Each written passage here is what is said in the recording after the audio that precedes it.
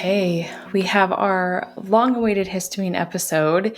This is something that I tend to get a lot of questions on, especially when I talk about things like copper and iron or gut issues, or if I share certain foods that people with histamine intolerances tend to not tolerate very well, like gelatin or orange juice or something like that. And typically, the question is around like, should I cut out X, Y, and Z food? Should I take this supplement that can help lower histamines in the body? And there's not much discussion on where it's coming from, right? So I think that histamine intolerance can be confusing if you don't understand what histamines are, why we release them, and then what can cause them to build up. So that's really what my goal with this episode is, to go through those things, talk about there's 4 root causes that I like to cover for histamine intolerance issues. But at the end of the day, it's just like any other topic we cover. All that's really talked about for histamines are like, take this supplement, cut out this food, that'll fix your problems. And that could help with your symptoms. And I'm not saying not to do that, because if you say you react terribly to gelatin, you don't want to torture yourself and consume gelatin every day and have, really bad cramping or stomach pains or something. That's not what I'm saying. I'm saying that, cut out the food. If something makes you feel good, not feel good, don't eat it. But, how else could we approach this in a more holistic way?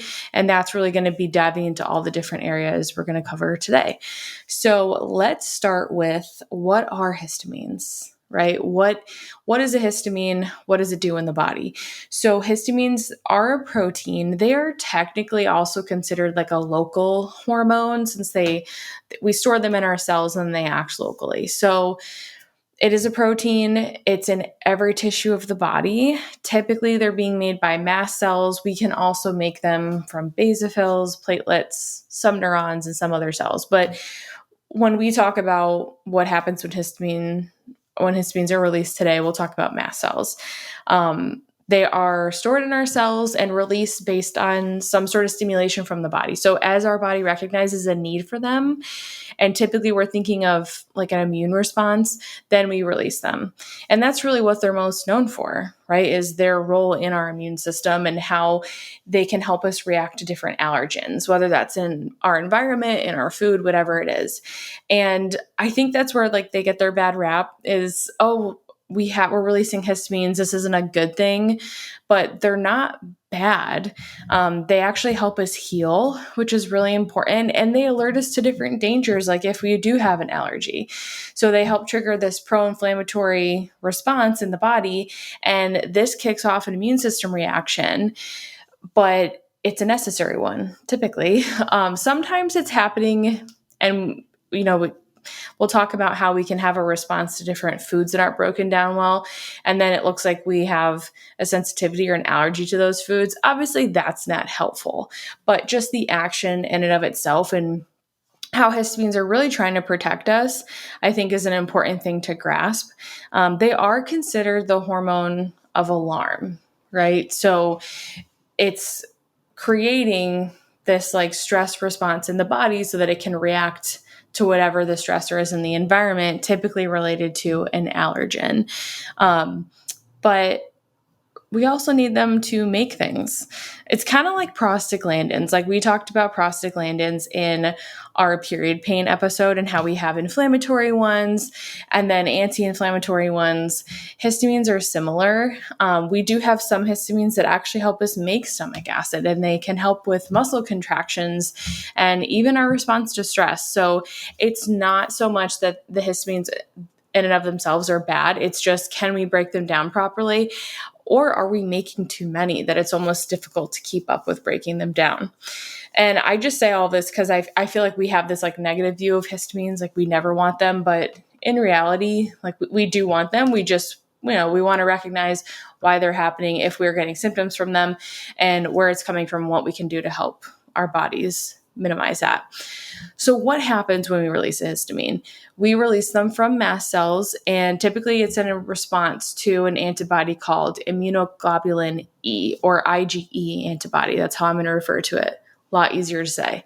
And this antibody is often released if we have something in the gut that shouldn't be there. So if we think of like maybe a virus or a pathogenic bacteria or a parasite, or if we're allergic to something like pollen, it could also be released though if we have poorly broken down food.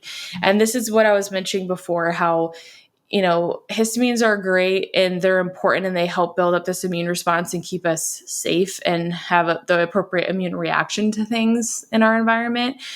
But if we are having a histamine response to a food that's actually good for us and we like eating, then that's not great, right? That's not actually helpful. But if we have foods that we're not breaking down properly, say we're not making enough stomach acid, or maybe we're really stressed out at our meals, or maybe we have other gut issues going on that are leading to poor breakdown of our food, or maybe if we look even further back at like what causes us to not make enough stomach acid, digestive juices, stuff like that, usually it's a metabolism or a thyroid problem. So when we have these dysfunctions in the body, and then we aren't breaking down our food properly, we get these big food particles that our body doesn't recognize. Our immune system doesn't think they should be there. So it's going to tag them with this IgE antibody, and histamine can be released in response to that. We can also release histamine outside of just like some invader in our gut. It can be released in response to an injury caused by a toxin, or even like chemicals in our environment, certain medications, certain foods. So that's kind of the breakdown of when would our body actually release a histamine? What is it in response to? And again, it's typically this immune response. And if we just think of it like, what is our body trying to do? It's trying to keep us safe, trying to protect us. So in a healthy functioning body, we say maybe we have a response to like maybe there's a pathogenic bacteria in our gut that's like starting to overgrow. So we release these IgE antibodies, we release some histamine, and we have this like pro-inflammatory response in the body to help get rid of it. That's good. When we have other dysfunction going on and we continue to release that histamine, this is like kind of scenario number one. Like say you're not breaking down food well and your body's responding to all of the large food particles. So you're having more and more of these IgE antibodies, and we keep releasing more and more histamine. That's going to be hard for your body to keep up with, right? That's going to be really difficult. And that's really what a histamine intolerance is. It's when we fail to break down the histamine, or we have so much that your body can't keep up with it. Typically, it's just this failure to break down. And the way that I like to think about it is like a garbage disposal analogy. If your garbage disposal is functioning properly, you're putting like food, whatever it is down there, turning the water on, turning the disposal on, and it breaks it down. Might take a little bit, but it breaks it down and it's gone. When it's not functioning properly, it's not going to break it down. And then you're going to see this backflow of water and food particles coming back into your sink. You have a moment of panic. I've definitely been there. Did this with eggshells once. Don't recommend it. And you're like, oh no, how do I fix this? So that's when we start to see symptoms with histamine, when we get this, backflow, this overflow of histamines that our body isn't breaking down properly. And some of the different symptoms of that, there's a lot of them. We're going to put them up on the screen, and you're going to notice that they're all over. It's not just gut symptoms. It's not just skin or allergy type symptoms. It's all over. So you can get things like, yes, you can have abdominal pain from like gut issues, but you can also have menstrual cramps because histamine can bind to receptors on the uterus. Heart palpitations, brain fog, memory issues are very common. Difficulty breathing, diarrhea or loose stool, or you could go the other end of the spectrum and deal with constipation, flushing in the skin. Headaches and migraines are very common, probably one of the most common I see. Low blood pressure, insomnia, itchy skin, like hives, that sort of thing. Nasal congestion, nausea or vomiting can also be a histamine symptom. Puffy eyes, and then wheezing. Those are probably some of the most common. The thing that I would keep in mind, not that we want to listen to this podcast and try to like diagnose yourself. That's not what we're here to do. But I think the important thing to grasp with like, do I have a histamine thing? Is this possible histamine buildup, or like that I'm not tolerating breaking down these histamines well? You don't want to just think about one symptom, because they can show up everywhere. We have histamine receptors all over the body. So all that has to happen is that histamine has to bind to receptor in a different part of the body, like the next day. So you might have headaches one day, but then you've got some skin issues the next day, and the day after that you're constipated, right? So when we have symptoms like that, it can be really confusing, like what is going on. I see this a lot when people react, they feel like they're reacting to every food that they eat.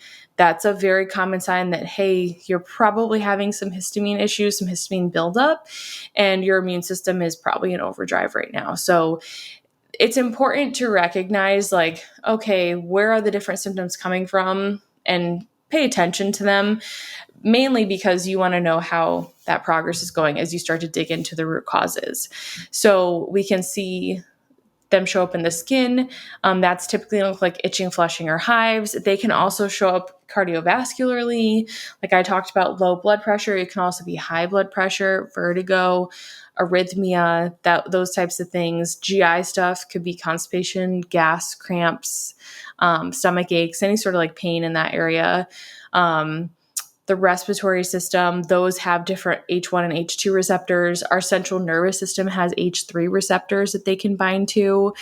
That's really more where we're going to see like vertigo, headaches, panic, anxiety, depression, that sort of thing. You can start to see some changes in body temperature, which I know if I have a lot of longtime listeners, we've talked about your basal body temperature and the importance of that. So if you notice changes in that, irregularities, that can also be like a histamine thing. Learning and memory, that's all part of our nervous system as well. And so it can be hard to like pinpoint the histamine thing if you aren't aware of histamines and histamine intolerance, because you're just kind of like, I feel like I have a million different things going on in my body and like nothing's working right. But in reality, it can all be coming back to a poor histamine response. They can also bind to H4 receptors in bone marrow.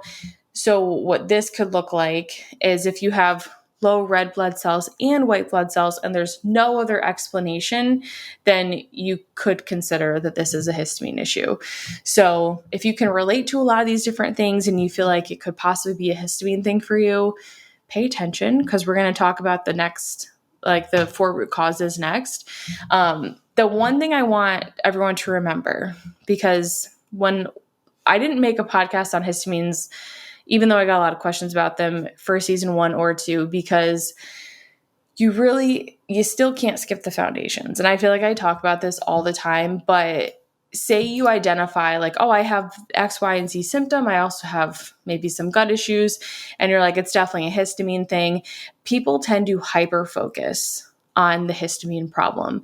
And it's not that you shouldn't address it, but if you are still really stressed, if you are not eating enough, if you're not getting enough sleep, if you never get outside, if you haven't really found a nutrition approach that works for you, then trying to focus in on histamines still doesn't make sense, right? No matter what your health concern is, you have to build a solid foundation. I do that with minerals with people because minerals fuel our metabolism and every reaction in the body. And we'll talk about minerals today with histamines and how deficiencies can cause histamine buildup as well. But in general, we need to have a body that's resilient to stress. And if you are trying to just focus in on the histamine thing, you're going to miss, this bigger picture. Unless you've already addressed that, then great. But I just like to bring that up because when we are having a histamine response and a buildup, say we are not breaking down the histamines well, or maybe we have an overabundance because of the different IgE responses that I went through before, we want to think about the fact that the body is actually in a stress state. So if we already can't respond to stress well because we don't have a solid foundation, it's going to be really hard to then try to address the different root causes of your histamine issues. So no matter what, we have to replenish. We want to support a healthy response to stress. And, just don't get too caught up in the sexiness of like, oh, I have histamine intolerance, and so I'm going to take this supplement and cut out these foods. It's usually a lot more than that. And if you haven't addressed food first, it's difficult to heal. So what are the different possible root causes? There are 4 main areas that I like to talk about with this. The first one, nutrient deficiencies. This is the one that everyone needs to make sure they really pay attention to. It is easy to think you don't have a nutrient deficiency if you've done maybe some blood work and you're told everything is fine, but you'd be surprised how many people actually have nutrient deficiencies still. So we'll talk about the different nutrient deficiencies that can lead to an over kind of like abundance of histamine or difficulty breaking it down, poor gut health, and how the different aspects of our digestive system, if not working properly, can lead to way too many histamine buildup. And then another big one is hormones. This is probably one of the most common ones that I see. And honestly, I often see them all together. It's usually not just one, right? Just like everything else, thyroid issues, whatever it is we're talking about, it is often not just one root cause. But so nutrient deficiencies, gut issues, hormone imbalances, and then medications. And I'm not going to spend a ton of time on the medications. I don't think people should stop taking medications. It's just another, if we're looking at the overall picture and trying to zoom out and understand what are all the different things that could be contributing to this histamine intolerance that you're dealing with, then you definitely want to at least understand how a certain medication could be doing that if you're taking it. So let's start with nutrient deficiencies. Copper and vitamin A, that's definitely the most common one. I spend a lot of time talking about copper and vitamin A. I know it could be annoying to hear. It's like, okay, how many times can we mention copper? It's just such an important mineral. It fuels our metabolism.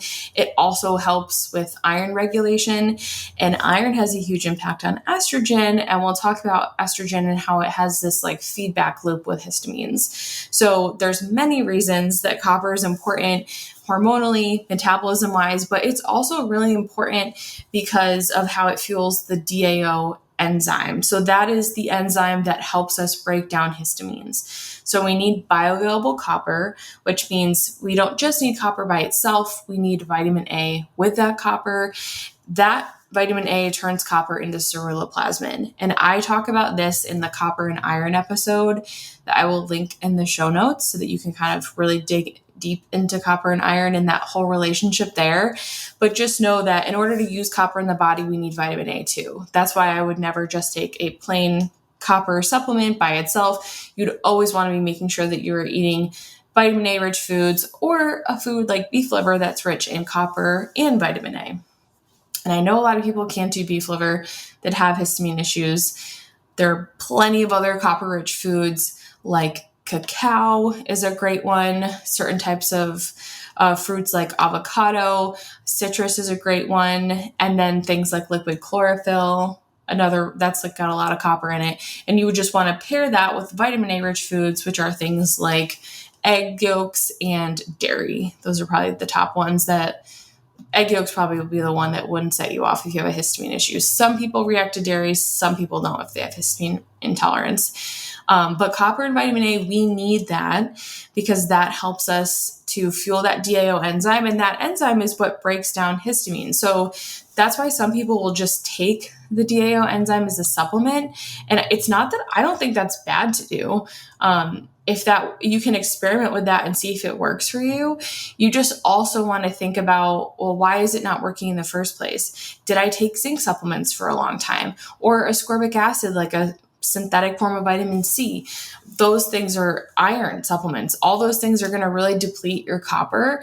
And so that could be leading to a copper deficiency and causing you to build up those histamines. Having iron in the diet. A lot of us grew up eating iron fortified foods. This is one where people will be like, I don't eat any iron fortified foods now.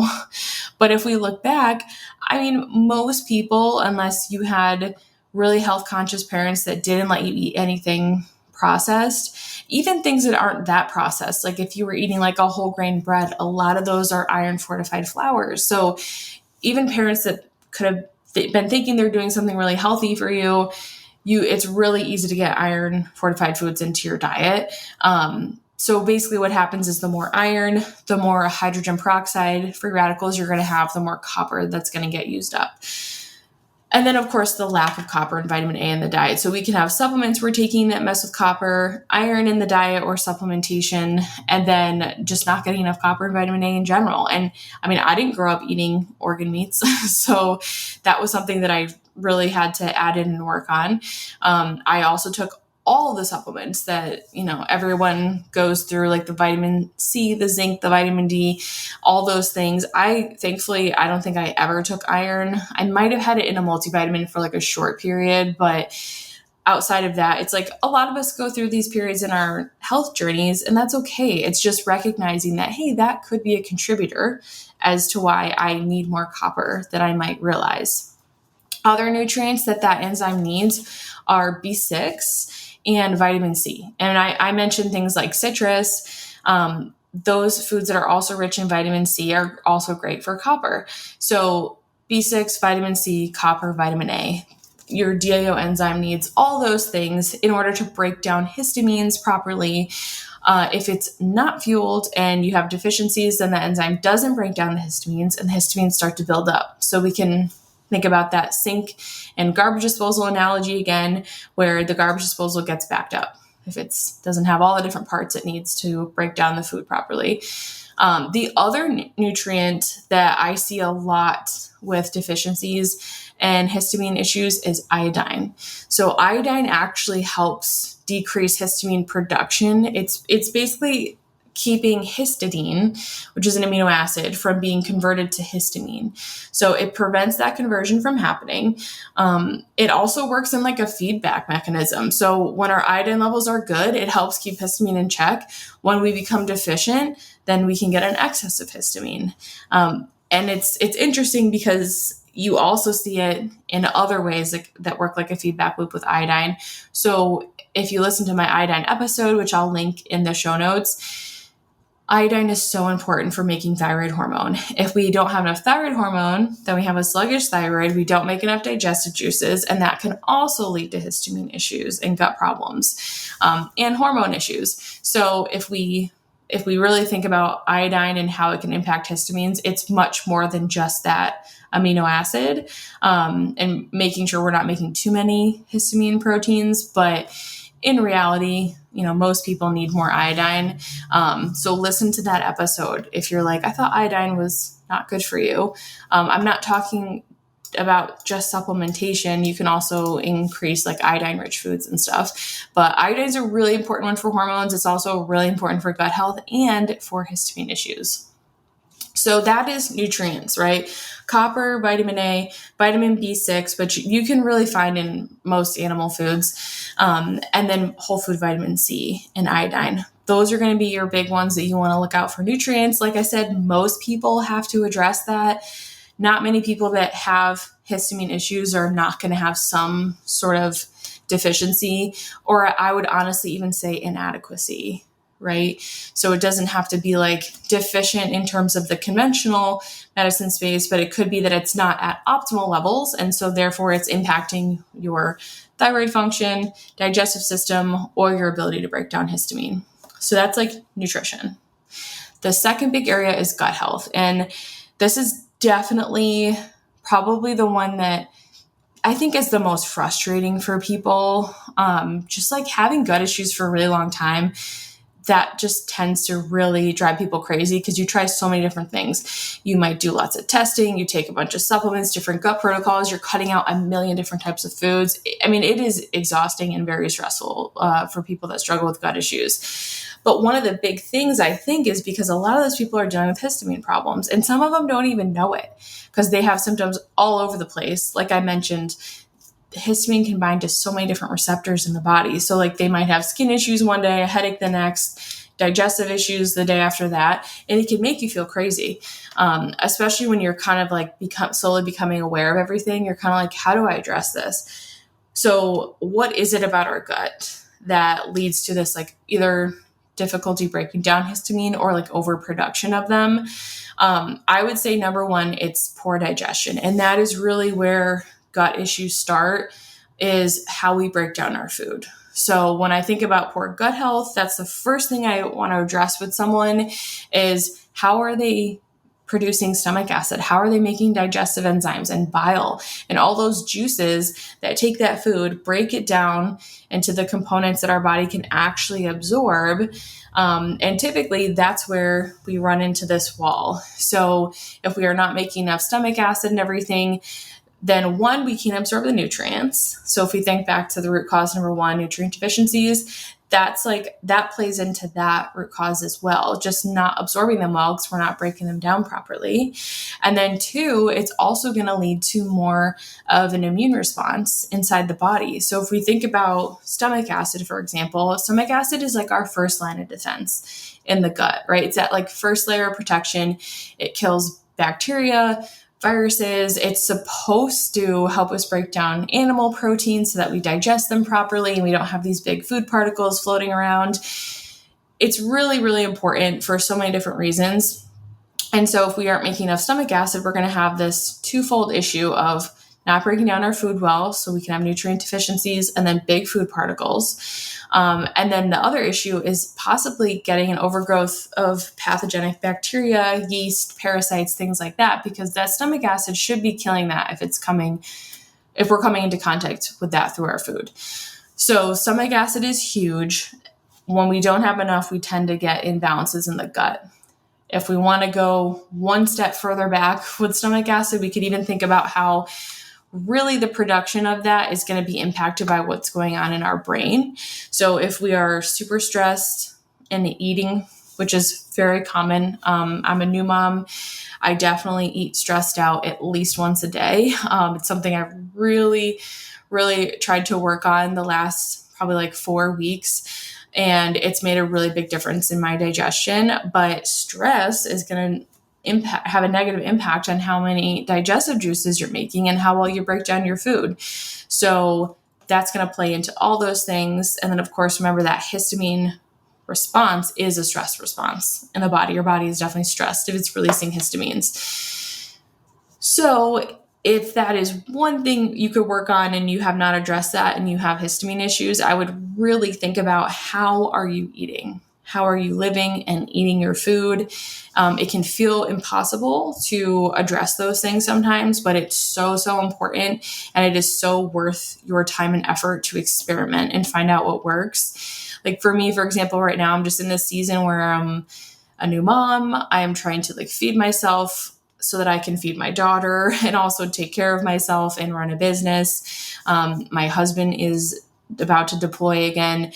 I mean, there's only so many things you can do to minimize stress, but I recognize that, hey, if I can just sit down and eat, even if it's right next to Aliana playing on the floor, I'm going to digest this food so much better.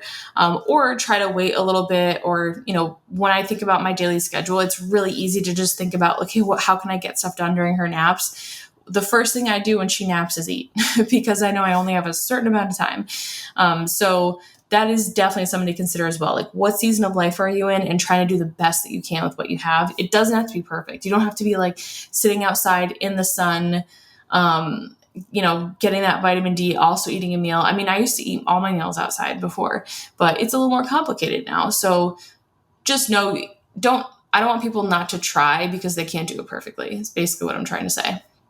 So that's kind of the digestive piece and how that can impact things. Bacterial overgrowth also plays a very big role with histamine. So it starts with digestion. But then if we think about, okay, we've addressed the digestive piece, what about bacterial overgrowth? How does the bacteria in my gut impact histamines and how those are building up? Certain bacteria, that they actually can cause mast cells to release histamines and cause other types of bacteria to overgrow and produce more of those histamines. Morganella species is one of those. Klebsiella species is another one. Those can both lead to more histamine production. And then, of course, the more histamines you have, if you have maybe some nutrient deficiencies and you're not breaking them down well because the enzyme's not working, then boom, that's a very easy recipe for having an overabundance of histamines than having symptoms. H. pylori is another one. It's a pathogenic bacteria. Some amount is technically considered normal. I think it really just depends on the person, honestly.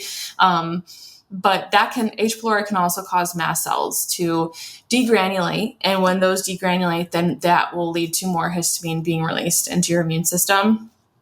And then parasites. Parasites are going to be can cause an histamine increase because of how they impact our immune system. So parasites present, our immune system's like, hey, this shouldn't be here. So then it makes that IgE antibody. Remember, that alerts your body and lets us know that, hey, we have to get rid of this, and kind of kickstarts that immune system.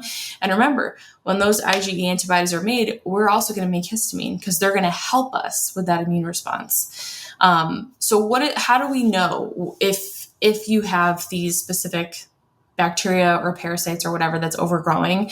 I like the GI map stool test. You do have to get it through a practitioner though, so that's like the only tricky thing. I don't have specific recommendations, but the lab that you would get it from is Diagnostic Solutions Lab, DSL, and you could always reach out to them to find a practitioner as well. But so we've got poor digestion that can cause histamine issues because of the big food particles. We've got an overgrowth of bacteria that can cause histamine because it causes an increase of release in them. But remember, the bacteria get there because of the digestive issues. So 1, 2, and then the last one is our immune system. So remember, our body is going to make these IgE antibodies in response to things. It's trying to keep us safe. So if we have all these... Okay, I'm restarting, Will, because I messed up the immune system part. So restarting here, I'm just going to start the number 3, the immune system one, over again. So the third one is our immune system and how issues or dysfunction in our immune system can actually cause an increase of histamines or a poor breakdown of them. So I would say this is usually, and this goes in order, right? So first we have digestive issues, then we have bacterial overgrowth, and then we have a dysfunctional immune system. So when our immune system has been working really hard for a really long time, it gets tired, and we actually have a low SIG-A or secretory IgA. So we're making less of these immune antibodies because we've already made so many for a very long time. This is really common with autoimmune conditions. It's also really common if you just have had gut issues for a long time. And this is probably the most common thing I see on a GI map is a really low SIG-A. Maybe you don't have, it doesn't look like you have that much bacterial overgrowth or parasites or anything like that. But in reality, you're just not really seeing it show up on your GI map because that SIG-A is low. So this low secretory IgA, low immune system marker leads to your immune system going into overdrive. So even though it's tired, right, the IgA is low, then your immune system kicks in and is like, we have this low functioning immune system, so we need to be hyper vigilant. And it's going to make even more of those IgE antibodies. Remember, in response to the IgE antibodies, we make histamines. So low functioning immune system equals more IgE antibodies. So you're going to have a response to more things. So this is where the food stuff comes in. If you're someone that feels like you react to every food, or you take a food sensitivity test and everything's lit up, then this is typically what's going on, is your immune system is tired, so it's in overdrive, and now you're making all these IgE antibodies, and then this is leading to a buildup of histamines in the body. So if you remember, histamines are putting you in the alarm state. So if you're reacting to everything, you feel like you're getting these weird symptoms from different foods, and you're so focused on eliminating the foods, typically that's not going to get to the root cause, right? You want to kind of like work backwards and think, okay, do I have overgrowth? Do I have poor digestion? Most likely, if you've got gut issues, you've got poor digestion. So that's one's going to apply to most people. But yeah, that's really how your poor gut health, those different components of digestion, your microbiome, then your immune system, are going to lead to excess histamine production. We also do make some of the DAO enzyme, that enzyme that breaks down histamine, in our gut mucosa. So that kind of like intestinal lining that gets compromised when we have more inflammation. And that's typically going to occur if we have overgrowth or an overactive immune system. So it's multiple things. So the DAO enzyme isn't only just nutrient related, it can also be gut health related as well. And then that's just a recipe for disaster, right? Because then you're not making as much of the enzyme. So you're not breaking down histamines, but you have this overabundance that are being made because of this immune reaction that your body is having. So that is the gut health portion. And that is often a very common root cause for people. What can we do to support it? I would say consider testing if you can, but not everyone has access to that, which I don't think you have to have testing in order to start addressing this. But say you do testing, or say you just kind of tick off all the boxes that I went through of like, okay, I definitely don't have great digestion. I think I have some overgrowth. I react to every food, that sort of thing.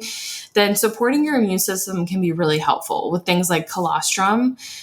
You could get colostrum from a local farm. If you're someone that gets raw milk, they will typically have colostrum as well. Or even if you get the non-homogenized, like low heat milk from a local farm, they will often sell colostrum. So that is an option. You could also take a supplement of colostrum, like Crucial 4 makes a really good colostrum. Microbiome Labs makes a really good immunoglobulin supplement. So say you can't do dairy, so you don't tolerate dairy, or you don't have access to the colostrum, or the Crucial 4 is too expensive, then you could consider doing a Mega IgG 2000 supplement. She upset? Okay. Okay, I have to start over because my daughter had to eat. So I was talking about the Mega IgG supplement, I'm pretty sure. So I will start over from talking about that.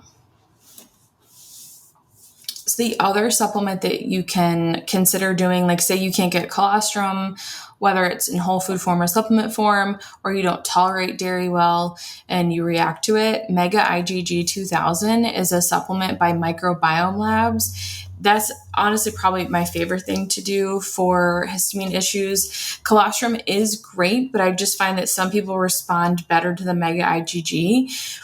What that does is it's going to help support your immune system, have a healthy immune response. It is also great if you have overgrowth in your gut that maybe your immune system's just not healthy enough to get rid of. I used it for my eczema that I had during pregnancy. It's probably one of the coolest supplements. It can also bind to things and help remove them from the gut. It's really neat. So colostrum and Mega IgG, consider testing if you want, but you don't necessarily have to utilize those. And then there are certain probiotics that are really helpful for histamine issues. Again, these will probably only help if you don't have them or you have an overgrowth in your gut. So we don't just want to like add all these supplements to our cart. But the best types of bacteria to look for in the probiotic are Bifidobacterium infantis, Brave, Bifidum, Longum, Lactis, and Lactobacillus. Those are going to be the ones you really want to focus on. So Bifidobacterium and Lactobacillus. Those are the two big ones that are going to be helpful for probiotics. I like Histamine X by Seeking Health. That's a great one. Flora Symmetry by Vitanica is also another good one. But for those, I would say like you probably want to do testing to know if you're wasting your money or not. But the colostrum and the Mega IgG is so helpful if you have longstanding like gut issues, if you feel like you don't tolerate a lot of different foods, like you react to a lot of foods, probably like the best place to begin. And then of course, supporting your digestion, right? Because that's really where all our gut issues begin, is how we break down our food. So we talked about nutrient deficiencies, different dysfunctions in different areas in the gut and digestive system and immune system. The next big one, root cause for histamine intolerance, is going to be hormone imbalances. Estrogen is the big one, and estrogen is definitely the most tied to histamine levels. This is why it can be like this really vicious cycle. And Laura Briden has a great quote talking about the relationship between estrogen and histamine, and we'll put a little image up to kind of visualize this for you guys. But here's Laura Briden talking about estrogen and histamine. Estrogen stimulates mast cells to release histamine and downregulates the DAO enzyme that clears histamine. At the same time, histamine stimulates the ovaries to make more estrogen. The net result can be a vicious cycle of estrogen, histamine.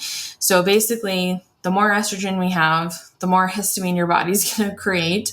And then the more histamine that is made, it's going to trigger your ovaries to make more estrogen. So this is why it can be really frustrating if you have excess estrogen and gut issues, because the estrogen can trigger a histamine response and lead to more gut issues, and just like a lot of different symptoms. So where I see histamine issues show up, I would say definitely around ovulation. There's even research that shows they did like a skin prick test, and they showed that women are more reactive to different foods and have more like allergies around cycle days 12 to 16 when estrogen is peaking, like leading up to ovulation, which is really interesting. And it also can explain why some people tend to be more symptomatic around ovulation or even leading up to their period. A lot of women feel like they're getting sick again, and we have like a whole immune system and histamine reaction then.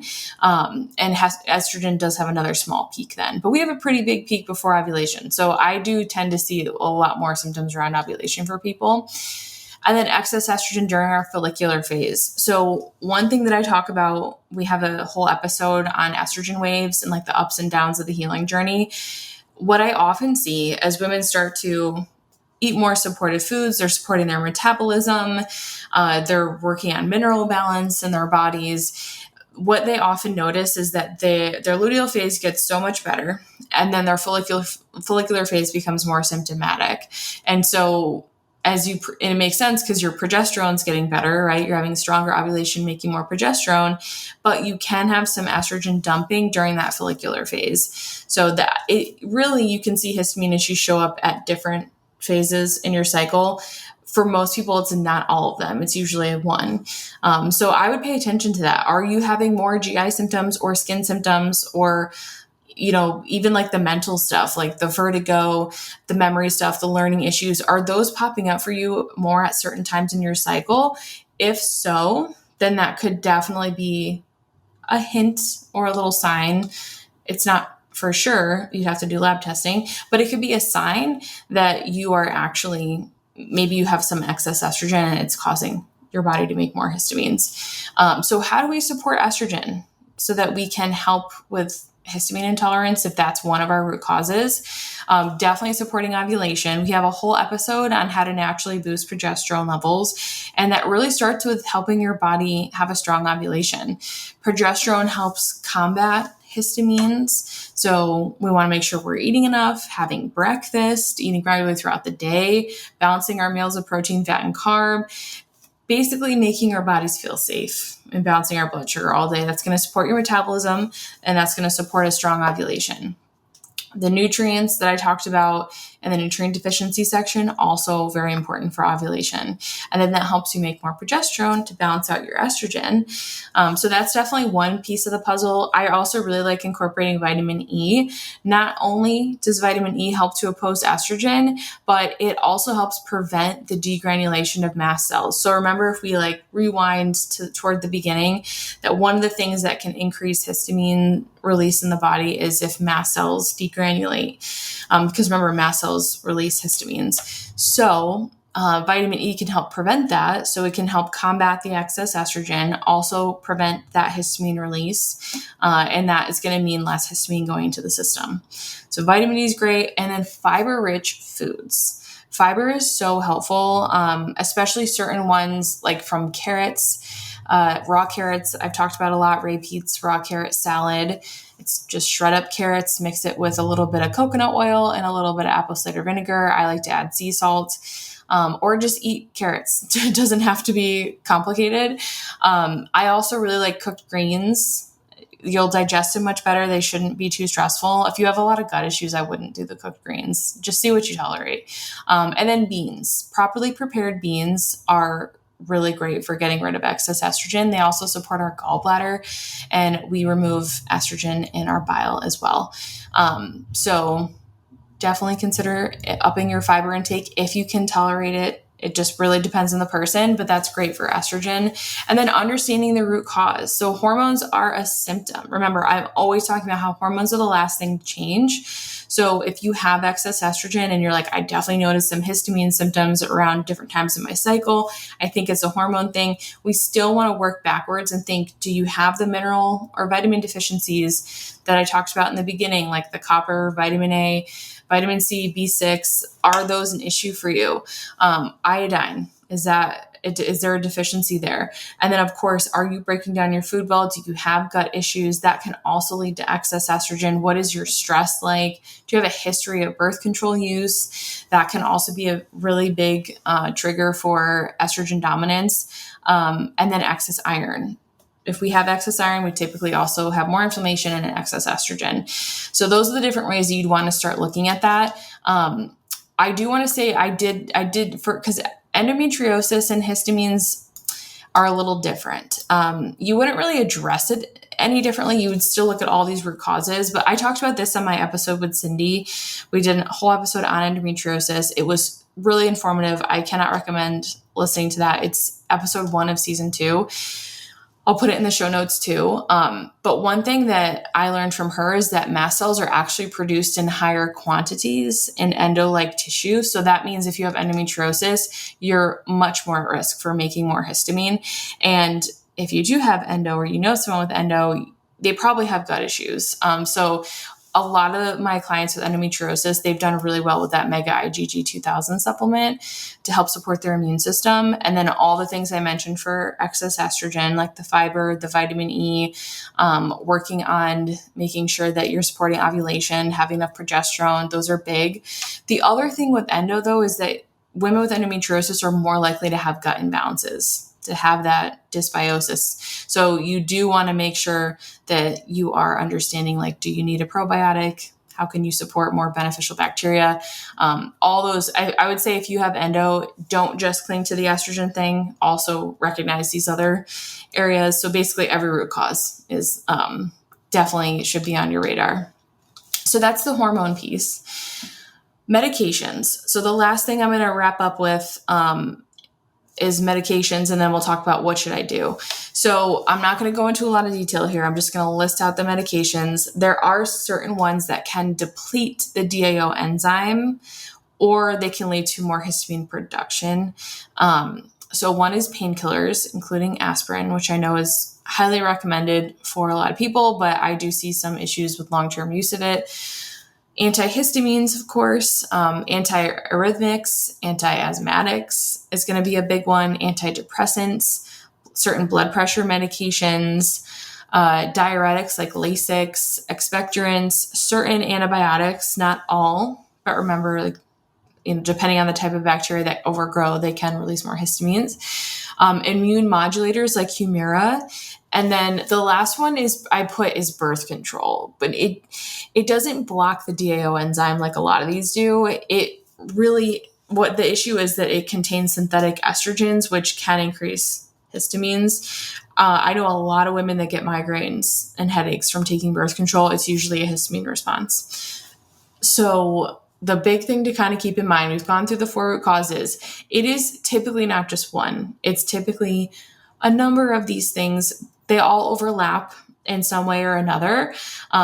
So for example, like if you have thyroid issues, that's going to impact your gut and your hormone health, which could lead to a histamine intolerance. So this is why we don't just want to zero in on the histamine and just the gut stuff. Like, yes, it's important, but we still want to think about these other areas as well.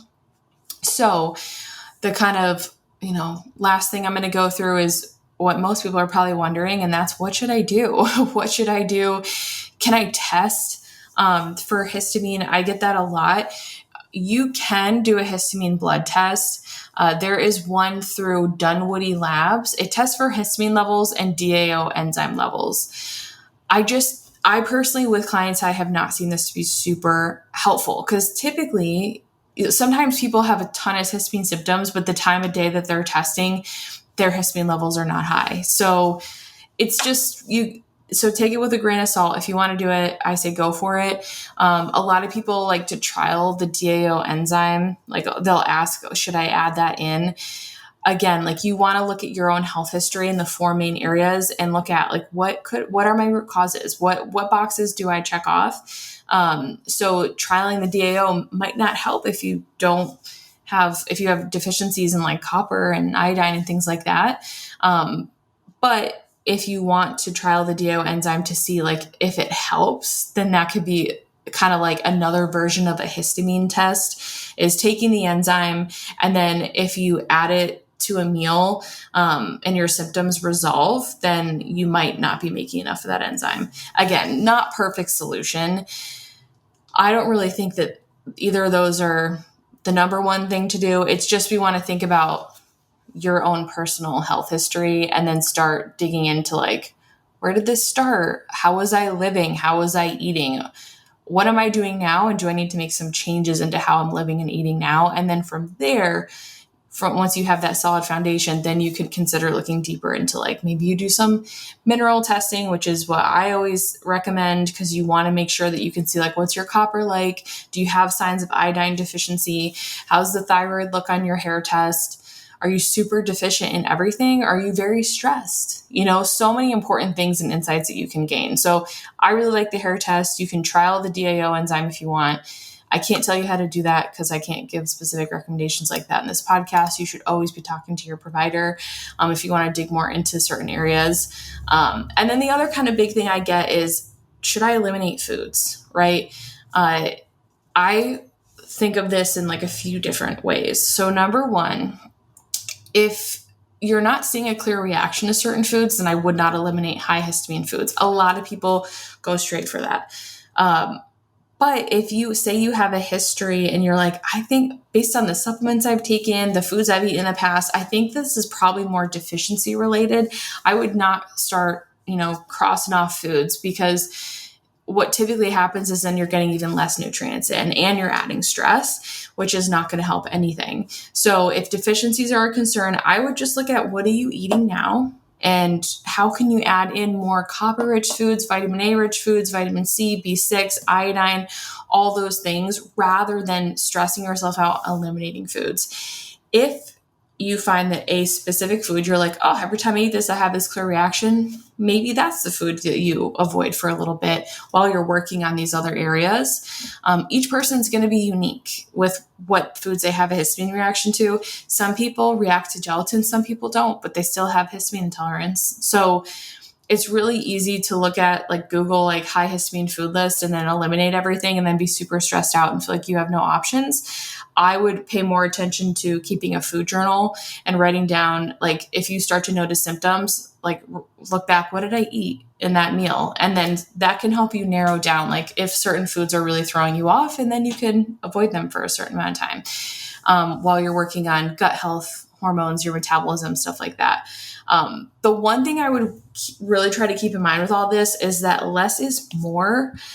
A lot of times we make a million changes at once because we're so desperate for healing, which I totally understand. But then you don't know what's helping, what's not helping, what's really necessary or not. And then you're just kind of stressing yourself out for no reason. So I would really try to look at your own specific healing journey, what you've been through in the past, your nutrition, your medication and supplement use over the years, your stress, and think about, okay, what's going to be the most helpful for me? Maybe I'm going to focus on some of the gut health recommendations that I went through. Maybe you're going to focus on adding in some of the estrogen, like the fiber, vitamin E, stuff like that. Or maybe you're going to focus on some of the nutrient dense foods. It doesn't have to be everything all at once. I would start slowly, focus on food first, and try not to compare yourself to other people with histamine issues because, again, they can show up all over, right? We have all those different receptors, and then the root cause is going to be different for each person. So if you're wondering, like, okay, how do I look at iodine deficiencies, thyroid health, the copper stuff? You can find all that stuff inside my Master of Minerals course. If you have not done anything, I wouldn't just jump straight to the course because it's a lot of information. And you don't want to jump straight to testing if you haven't worked on the foundation first. So listen to the first few episodes of this podcast if you haven't already. Try to implement some of the things we talked about in this episode for the different root causes and then see what helps. And if you still need more help, then I would definitely consider doing the hair testing inside the course and digging into everything. I also have the iodine podcast that I will link. And then the different episodes, like I did that, I'll link the endometriosis one that I did with Cindy, and anything that I feel like is going to help you. And I have a thyroid training that I think, if you're someone that feels like, I think one of my root causes could be a thyroid issue, I do have really great free thyroid training that's super comprehensive that I'll include as well. So I hope this was helpful. Make sure you tag me on Instagram if you listened to the episode and enjoyed it, and I will see you in the next episode.